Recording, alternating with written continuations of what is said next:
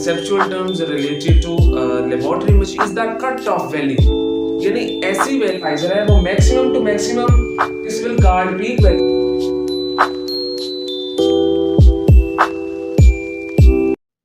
with the beautiful name of Allah, who is the most merciful and most beneficial. I hope all of you will good. Today we will discuss some conceptual terms related to laboratory machines or any of the machine that you in your working. So first of all we will discuss about linearity, then we will see specificity, and at last we will discuss about sensitivity. Then we will see how specificity relates sensitivity and how sensitivity relates specificity. So these are some of the basic terms that we hear when during working from our seniors. For example, one of the seniors saying that this machine is more lenient, more specific, and more sensitive than this machine. So how this machine is differentiated from this machine on basis of linearity, specificity, sensitivity, we will discuss one by one. So first of all, we will discuss about linearity. Linearity अगर हम laboratory machines को पर implement करके laboratory analysers पर implement करके देखें तो उसको first of all linearity is the cut off value, यानी ऐसी वैल्यू जो आपकी मशीन मेजर नहीं कर सकती, उस वैल्यू से ऊपर जो आपकी मशीन है, जो आपका एनालाइजर है, वो मेजर नहीं कर सकता। अब वैल्यू दो तरह की होती है, peak value and terminal value, maximum value and minimum value, minimum measurement value of the machine. This one is peak value, this is terminal value. Lowest value, maximum value, this is normal or mean value of the instrument that you are using in your working in your lab. So peak value is the maximum value, वो maximum value जो कि एक analyser major कर सकता है। For example से लेके चलते हैं कि हम एक यूरिया का टेस्ट परफॉर्म कर रहे हैं, इससे आपको क्लियर हो जाएगा। यूरिया का टेस्ट परफॉर्म कर रहे हैं, अगर और स्पेशली हम जो अपने एशियन कंट्रीज में Microlab 300 is one of the best machine in chemical analysers. Chemical analyser की लिनियरिटी को देखें तो एग्जांपल में देखते हैं कि उसकी पीक वैल्यू और टर्मिनल वैल्यू, यानी जो लैब एनालाइजर है वो मैक्सिमम टू मैक्सिमम यूरिया की कितनी वैल्यू मेजर कर सकता है, this will guard peak value, और लोअर टू लोअर वो कितनी वैल्यू मेजर कर सकता है यूरिया की, this is guard terminal value. For example micro lab को देख रहे हैं, for example it is measuring peak value of urea about 150 and terminal value for example it is measuring about 5.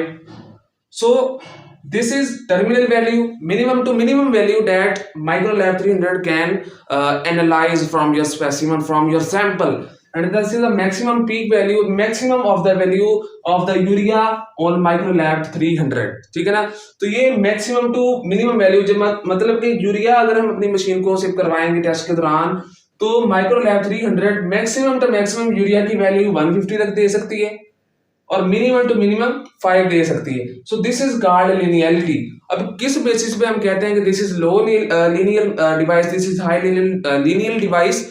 तो जो लो लीनियर डिवाइस होती है वो पीक वैल्यू कम से कम देती है और टर्मिनल वैल्यू ज्यादा से ज्यादा देती है, मतलब 150 नहीं वो देगी, वो आपको 100 देगी, ज्यादा से ज्यादा वो 100 यूरिया मेजर कर पाएगी, और मिनिमम टू मिनिमम वो 15 तक मेजर कर पाएगी। So this machine is less lenient than this machine, and this machine is microlab 300, ठीक है ना। Minimum to minimum, maximum to maximum जो वैल्यू होती है उसको हम कट ऑफ वैल्यूज कहते हैं। उन वैल्यू से ऊपर या उनसे नीचे जो आपकी मशीन है वो डिजिट्स काउंट नहीं कर सकती according to your relevant test that you are performing on your chemical analyzer or any of the analyzer in your laboratory in your industries. So linearity ये होता है कि minimum to minimum and maximum to maximum वो value कितनी measure कर सकता है। So now we will see about sensitivity, कि कैसे हम अपनी जो सेंसिटिविटी ये टर्म है उसको डिफरेंट मशीन से लेबोरेटरी में एनालाइजर से कैसे रिलेट करते हैं। सो इसको समझने से पहले हम एग्जांपल को डिस्कस करेंगे। फॉर एग्जांपल आप एक पीसीआर परफॉर्म कर रहे हैं, ठीक है ना, आप अपनी जो रियल टाइम पीसीआर है वो परफॉर्म कर रहे हैं दो डिफरेंट लेबोरेटरीज से। लेबोरेटरी 1 में मशीन 1 यूज होगी, लेबोरेटरी 2 में मशीन 2 यूज होगी। अब लेबोरेटरी 1 में जो मशीन 1 यूज हुई है वो क्या करती है कि वो जो आपने सैंपल दोनों में आपने सेम, मतलब लैब 1 और लैब 2 दोनों में सेम सैंपल भेजना है, तो क्या होगा कि लैब 1 भी वो जो है वो टेस्ट परफॉर्म करेगी उसका पीसीआर, और लैब 2 भी जो है वो टेस्ट परफॉर्म करेगी। लैब 1 का लैब 2 से बेहतर होना किस बेस पे होगा कि अगर उस माइक्रो जो आपका सैंपल है, अगर उसमें जो वायरल लोड है, जो एंटीजेंस हैं, जो माइक्रो ऑर्गेनिज्म आप मतलब जनरली समझ लें, तो अगर तो मशीन 1 यहाँ पे क्या करती है कि उसकी अगर मिनिमम टू मिनिमम 10 कॉपीज भी मौजूद हैं, 10 ऑर्गेनिजम्स भी मौजूद हैं आपके सैंपल के अंदर, और वो भी डिटेक्ट कर लेती है इन द कंपैरिजन जो मशीन 2 है, लेबोरेटरी 2 है, और वो क्या करती है कि 1000 से ज्यादा मतलब मैक्सिमम टू मैक्सिमम वो 1000 से ऊपर जो ऑर्गेनिजम्स है उनको डिटेक्ट करेगी।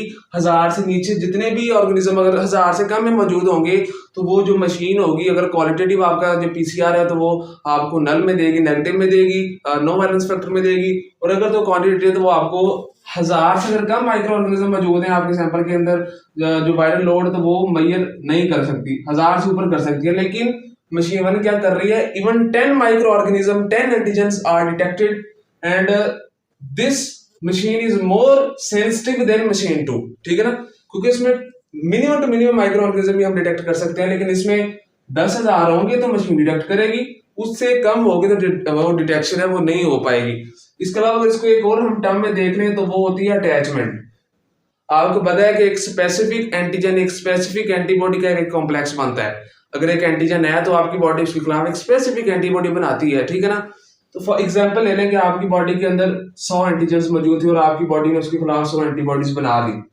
अगर तो ये 100 एंटीबॉडीज एग्जांपल को ले लें तो क्या होगा कि अगर जब ये बाइंडिंग करेंगी तो सारी एंटीजन एंटीबॉडी के साथ अटैच नहीं होंगी, 95% होंगी, मतलब 95 antigens are attached to 95 antibodies. Same अगर इसमें देख लें, इसमें भी एंटीजन एंटीबॉडी का कॉम्प्लेक्स हम एग्जांपल के तौर पर देख रहे हैं। इसमें क्या होता है, अगर 100 एंटीजन आपकी बॉडी में मौजूद है और आपने बाहर से 100 एंटीबॉडीज ऐड की हैं तो अटैचमेंट सिर्फ 80% होगी, मतलब सिर्फ 80 कॉम्प्लेक्सेस बनेंगे एंटीजन और एंटीबॉडी के। So here you can see this one is more sensitive then this one. इसमें 95 एंटीजन एंटीबॉडीज के साथ अटैच हो रही हैं एट स्पेसिफिक साइट्स। ठीक है ना, अब जो स्पेसिफिक क्या है वो भी हम देखेंगे। 95% here are about 80%. So this is more sensitive than this one. This can detect even 10 organisms. This can attach 95 antigens to the 95 antibodies, but this only can measure up to more than 1000. This only can produce complexes of antigen and antibody about 80%. So this was all about sensitive. This machine is more sensitive than this machine. This complex attachment is more complexive attachment. इस machine के जो complexive attachments है इससे ज़्यादा होगा, इससे ज़्यादा sensitive होगा. So this is about sensitive कि sensitivity है क्या, कैसे ये एक instrument को दूसरे instrument से differentiate करती है, कैसे हम कहते हैं कि this machine is more sensitive than this one. This laboratory analyzers, these laboratory analyzers are more sensitive than these ones. So this is about sensitivity. Now we will discuss about specificity. So first of all, तो जो specificity है इसको समझने से पहले आपको log and की model revise करना पड़ेगा कि एक स्पेसिफिक एंजाइम के ऊपर एक स्पेसिफिक सबस्ट्रेट उसका होता है और वो सबस्ट्रेट आगे आगे उसकी एक्टिवेशन करवाएगा और वो एक्टिवेशन करने के बाद एंजाइम एक्टिवेट होगा। सेम स्पेसिफिसिटी में ऐसे होता है। इसको आप एक एग्जांपल से समझिए कि फर्स्ट ऑफ ऑल आप एक एएलटी जो टेस्ट है परफॉर्म कर रहे हैं, उसके लिए आप एक रिएजेंट यूज कर रहे हैं, उसके अलावा एएलटी मेजर करने वाला एक और रिएजेंट यूज कर रहे हैं। अब हमने देखना है कि इन दोनों में से मोर स्पेसिफिक कौन सा है। ठीक है ना, अब क्या किया आपने, सैंपल लिया है, नाउन, ये दोनों आपने चीजें नाउन लेनी है। आपको पता होना कि इसके अंदर 50 एएलटी मॉलिक्यूल्स हैं, 50 एंजाइम्स, इनएक्टिवेटेड एंजाइम, और 50 उसका सबस्ट्रेट है। रिएजेंट वन ने क्या किया, कॉम्प्लेक्स बनेगा जब हम इसकी सॉल्यूशन दोनों सॉल्यूशंस को ऐड करेंगे और इसका रिजल्ट 40 आ गया। सेम लाइक इनको हम दोनों नॉन वैल्यूज हैं सॉल्यूशन की, सैंपल की, 50 एएलटी, 50 ए सबस्ट्रेट, 48 कॉम्प्लेक्सेस बन गए। अब यहाँ पे reagent one is more specific than reagent two. किस बेस पे? अब यहाँ पे 50 एएलटी थे, 50 एंजाइम थे, दिस इज एंजाइम, 50 इस तरह के एंजाइम्स मौजूद थे और 50 ही सबस्ट्रेट मौजूद थे इस तरह के। जब आपने सॉल्यूशन को ऐड किया, जो सबस्ट्रेट 50 में से 40 आगे एंजाइम के साथ अटैच हो गए और हमें पता चल गया कि इतने कॉम्प्लेक्सेस एक यहाँ एक्टिवेटेड एंजाइम्स, जो एंजाइम्स अब एक्टिवेट हो गए। लेकिन इसमें क्या होता है कि 50 एएलटी मॉलिक्यूल जो एंजाइम्स, इनएक्टिवेटेड एंजाइम्स, 50 सबस्ट्रेट हम जब ऐड किया, 50 में से 40 सबस्ट्रेट्स ने आगे एएलटी पर अटैच होके उसको इनएक्टिव से एक्टिव कर दिया। सो A reagent 2 is more specific than reagent 1. This is a wrong sign. Reagent 2 is a more specific than reagent 1 because 50 substrate में से 48 जाके एंजाइम के साथ अटैच हो गए, मतलब मैक्सिमम टू मैक्सिमम अटैचमेंट हुई है। अब सबस्ट्रेट आप कह सकते हैं कि सबस्ट्रेट यहाँ पे भी वही था, वहां पे भी वही था, तो यहाँ पे सेम नहीं थे। एक सबस्ट्रेट वेरी करता है अकॉर्डिंग टू इट्स शेप। उसी सबस्ट्रेट की जो शेप है वो 1 मिनट बाद वैसी हो जाएगी, उसके बाद वो चेंज हो जाएगी, तीसरे मिनट के बाद अगेन इसकी जो शेप है फर्स्ट वन से वो चेंज हो जाएगी। So substrate are varied on basis of their shape, same like antibodies. अगर आप एंटीजन या एंटीबॉडी का कंसेप्ट को इसमें लेके आए स्पेसिफिसिटी में, तो antibodies on basis of their shape, on basis of there sites, antigens और एंटीबॉडीज वेरी करती हैं। एक स्पेसिफिक एंटीजन के लिए एक स्पेसिफिक एंटीबॉडी बनती है, एक स्पेसिफिक एंजाइम के लिए एक स्पेसिफिक सबस्ट्रेट होता है। वो सबस्ट्रेट आके इनएक्टिवेटेड एंजाइम को एक एक्टिवेटेड एंजाइम में कन्वर्ट कर देता है। So you can say this reagent is more specific than this reagent. So specificity को समझने के लिए आप इसको इस टर्म में भी ले सकते हैं।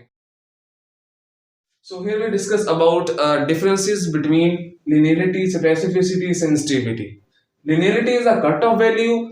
Specificity follow log and key model that I discussed here, and sensitivity is how much your instrument, your machine can detect organisms in your body. Difference about linearity, specificity and sensitization. I hope you will get something new from this video. See you soon guys. Thank you.